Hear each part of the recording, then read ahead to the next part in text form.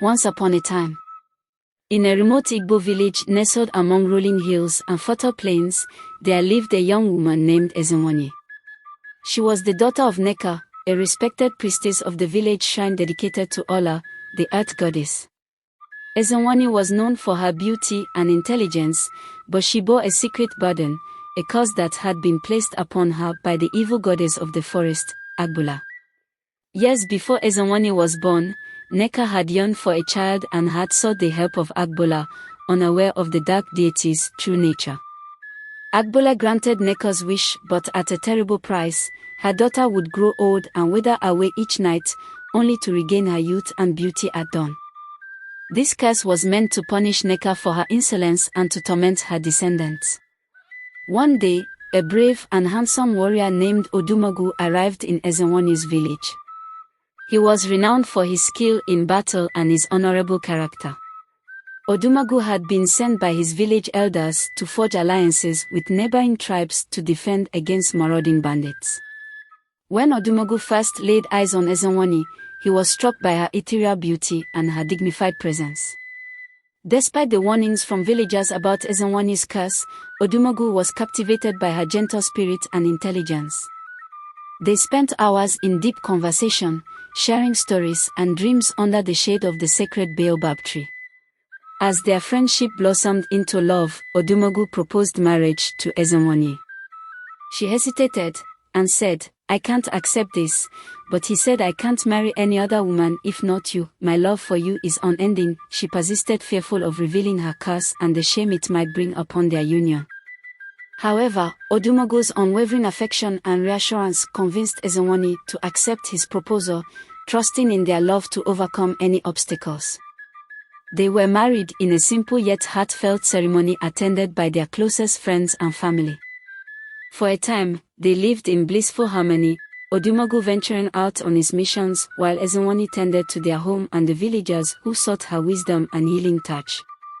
Ezenwanyi's heart raced as she recalled the night her secret was nearly discovered by her husband, Odumegwu.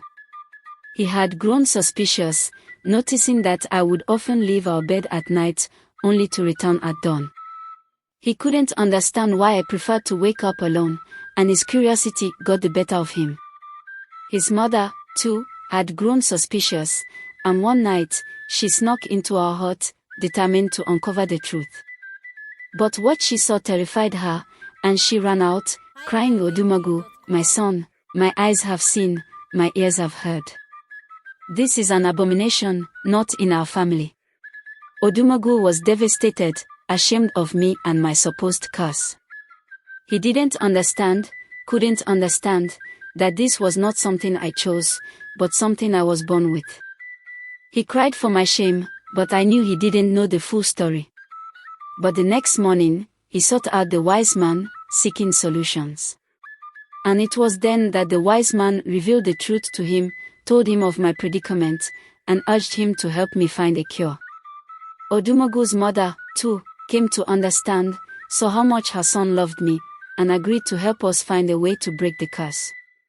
For the first time, I felt a glimmer of hope. Maybe, just maybe, we could find a way to overcome this. Maybe our love could conquer all, even the darkness of my transformation. Ezenwanyi always thought out loud. One fateful night, Ezenwanyi went into labor. As the pains intensified, she cried, "Oh my chi, do not forsake me," but the curse took hold of her, aging her rapidly before the eyes of the shocked villagers. She was rushed to the village midwife, who struggled to understand the sudden transformation. Odumegwu, filled with worry and determination, stood by Ezenwanyi's side throughout the ordeal. When the child was finally born, a healthy son, the curse reached its climax. As dawn broke, Ezenwanyi transformed back into her youthful self, the shock and relief palpable among those present. Ezenwanyi's eyes drooped, her heart heavy with sorrow, as she recounted the villagers' cruel behavior. They would whisper and point, their eyes filled with disgust and fear. They would avoid me, as if my curse was contagious. Some would even mock me, calling me old woman or witch. They would make snide comments about my appearance, about my child, and about my supposed powers. I would hear them whispering, "Let's go, here she comes," whenever I approached. They would scurry away, like rats abandoning a sinking ship. Their words cut deep, like a knife twisting in my soul.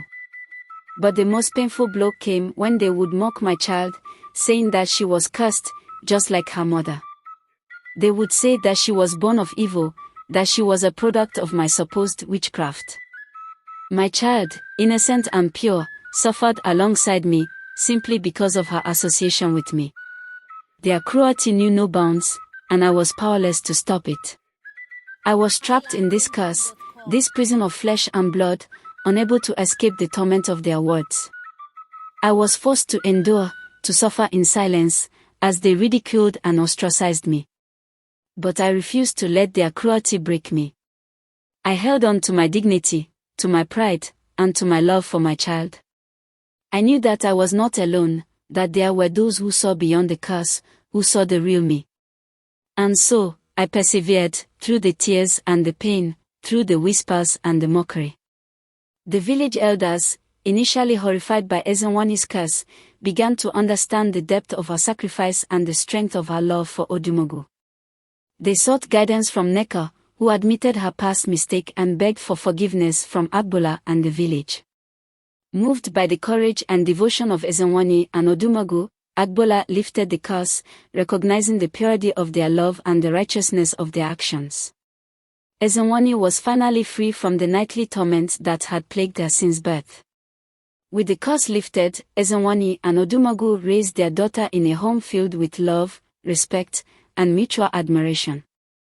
They became pillars of strength and wisdom in their community, teaching their children the importance of compassion, forgiveness, and the power of true love.